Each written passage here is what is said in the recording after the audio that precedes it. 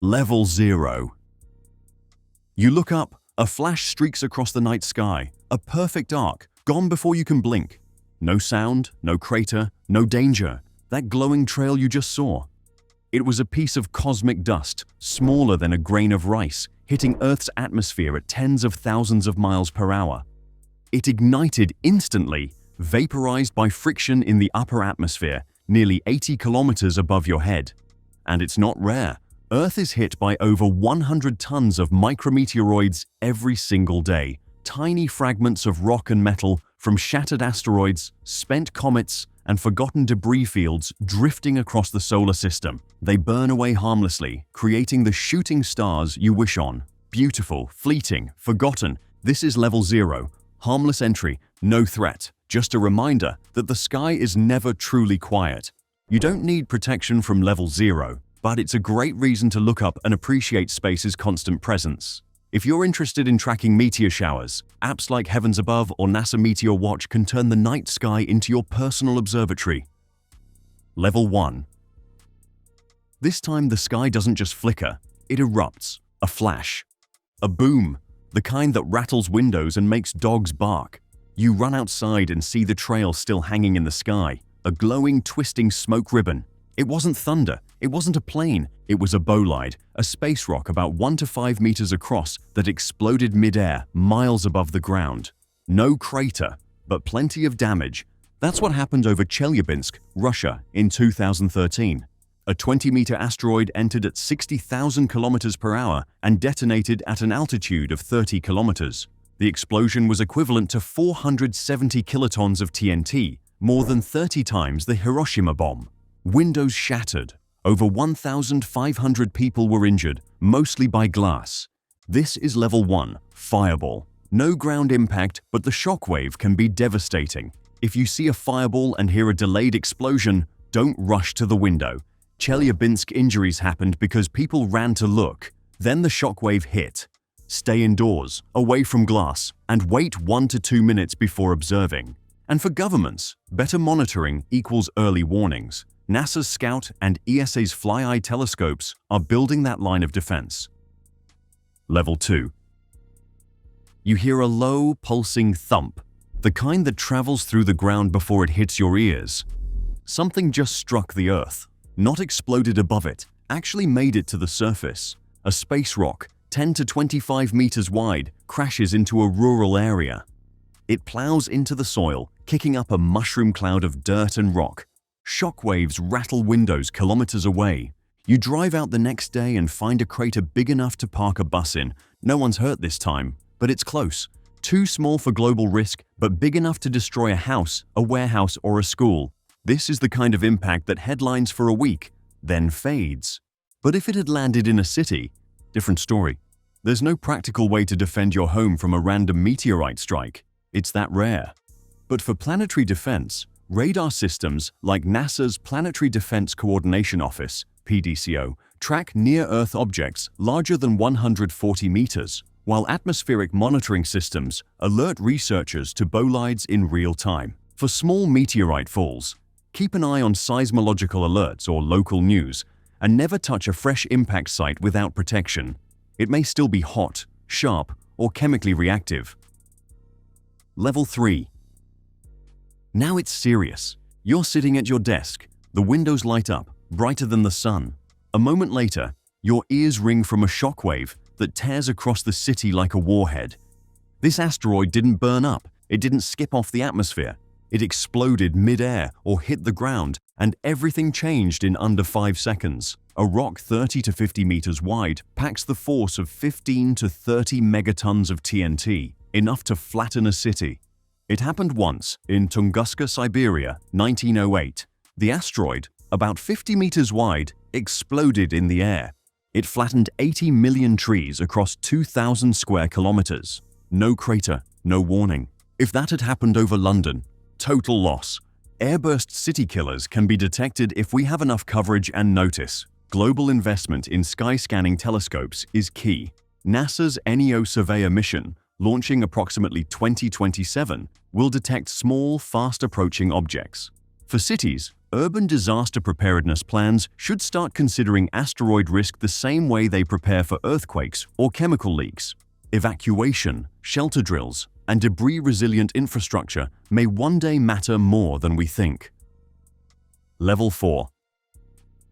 The asteroid is bigger now, 70 to 150 meters across. It doesn't explode in the air, it tears through it. It punches into Earth with the force of hundreds of nuclear bombs. A crater forms, kilometers wide. The ground liquefies. The sky darkens with dust. Everything within 100 to 300 kilometers is obliterated. If it strikes land, cities are reduced to foundation dust. If it hits water, which covers 70% of Earth, tsunamis spread out in every direction, flooding coasts hundreds of kilometers away. We're no longer talking about a bad day. We're talking about a multi-country catastrophe. We currently track over 30,000 known near-Earth asteroids, but new ones are found every single day, and many approach from sun-blind directions where telescopes can't see them. Planetary defense systems like NASA's DART, Double Asteroid Redirection Test, which successfully nudged an asteroid in 2022, are our first real line of protection.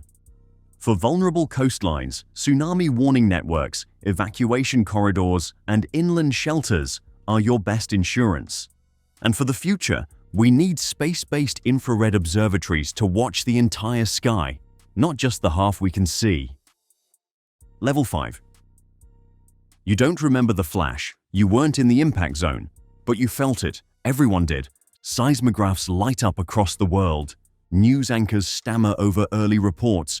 Impact, possibly in Asia, Europe, we don't know yet. The asteroid was 200 to 500 meters wide. The crater it leaves behind is dozens of kilometers wide, every major city within a 500-kilometer radius. Gone. Fires rage across entire landscapes. Dust is kicked into the stratosphere, disrupting global temperatures for months.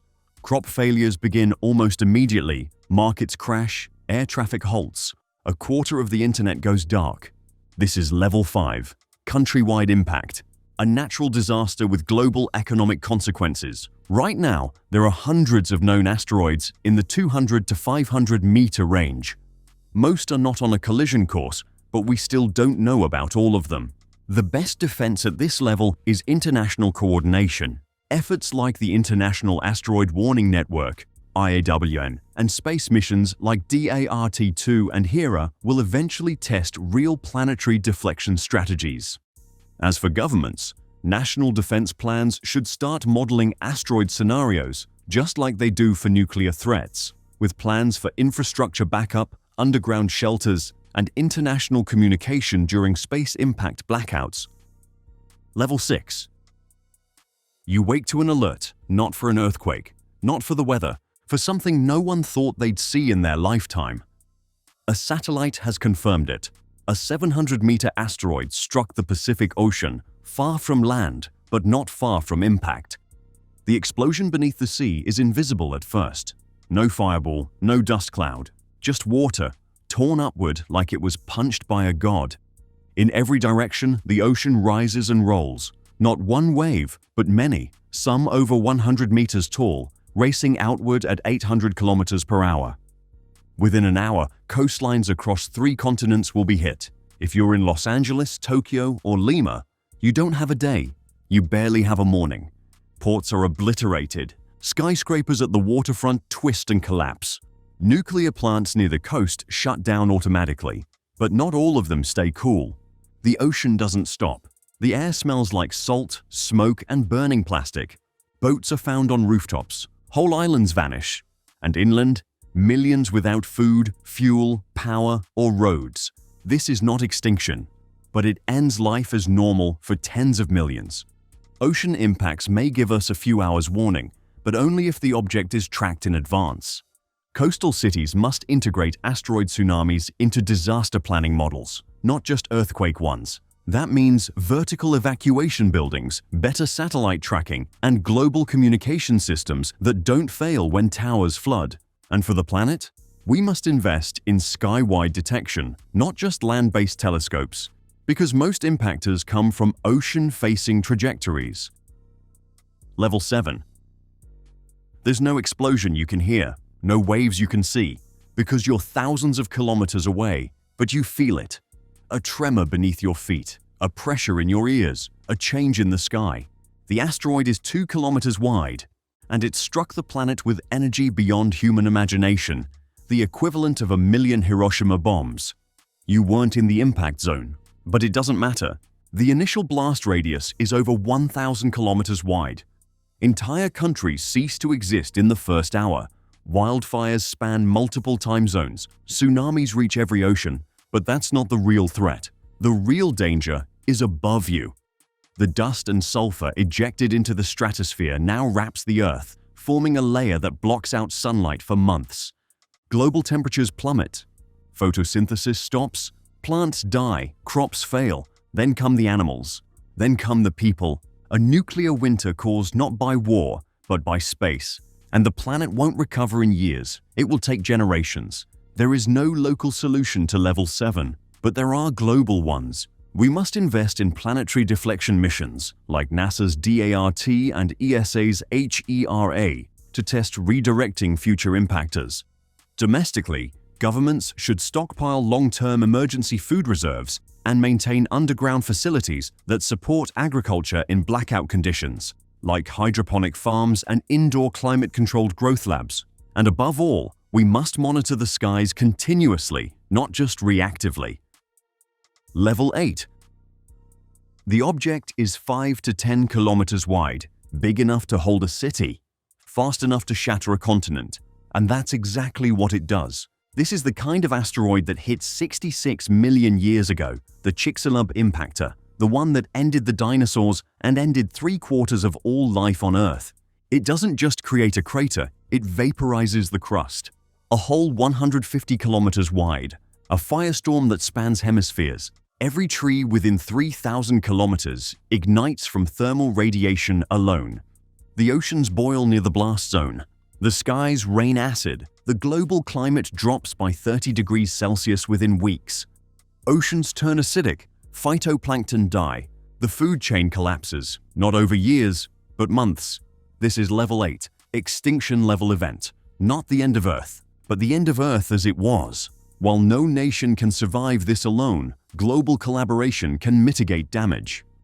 NASA and ESA have plans to scale up asteroid deflection missions. The key lies in early detection decades in advance. With warning, even an asteroid this size can be redirected, broken, or nudged off course. Backup strategies: space-based solar power arrays, seed vaults, underground cities, and international cooperation, because in this scenario, borders mean nothing. Level 9. This time, the Earth doesn't shake, it fractures. The asteroid is 15 to 20 kilometers wide. A mass impact like this isn't just about craters or tsunamis. It hits with such force that it sends shockwaves into Earth's mantle. The crust responds. Volcanic systems trigger across fault lines. Magma chambers rupture. Ash clouds reach space. Not one winter, but centuries of darkness. The moon glows orange for a decade. The sun, hidden. Even in daylight, crops can't grow. Rain turns to acid. Even ocean currents change direction. This is level 9, planetary recovery collapse. Earth may survive, but not as a home to anything large, intelligent, or fragile. The biosphere becomes unrecognizable. At this level, only interplanetary scale planning matters. If humanity wants to endure a level 9, we must begin work on off-world colonies, the Moon, Mars, or large orbiting habitats like those proposed by O'Neill. More realistically, we need deep Earth facilities, capable of sustaining tens of thousands for multiple generations, along with AI-led systems to reboot agriculture when the atmosphere returns. This is the threshold that separates planet-bound civilizations from spacefaring ones. Level 10. Speculative, based on astrophysical models and ancient planetary formation events. There are no warnings, no survivors, no memory. The object is the size of a small moon, hundreds of kilometers wide, a rogue body, a stray planet, perhaps from another star system, pulled in by gravity and flung through the solar system at tens of kilometers per second. And now it hits Earth. The crust doesn't shatter. It disintegrates. The mantle bleeds outward. The oceans vaporize instantly. The atmosphere is ripped into space. In seconds, Earth is no longer a planet. It's debris. Something similar may have happened once. Billions of years ago, a Mars-sized object called Theia collided with early Earth, and the debris formed our moon. Back then, there was no life. If it happened again, there would be no second chance. Can we prepare? Number. There's no defense against a level 10 impact, not with our current or near-future technology. But this level is also incredibly unlikely. No known body of that scale is currently on a collision course with Earth. Still, the lesson is sobering. We must become a multiplanetary species, not for ambition, but for insurance. Because the universe is not cruel, it's just indifferent. If we see it coming early, we can act. If we invest in detection and redirection today, we might avoid the next Chicxulub tomorrow. But if we wait, then it won't be a question of if, only when. Thanks for watching. See you in the next video.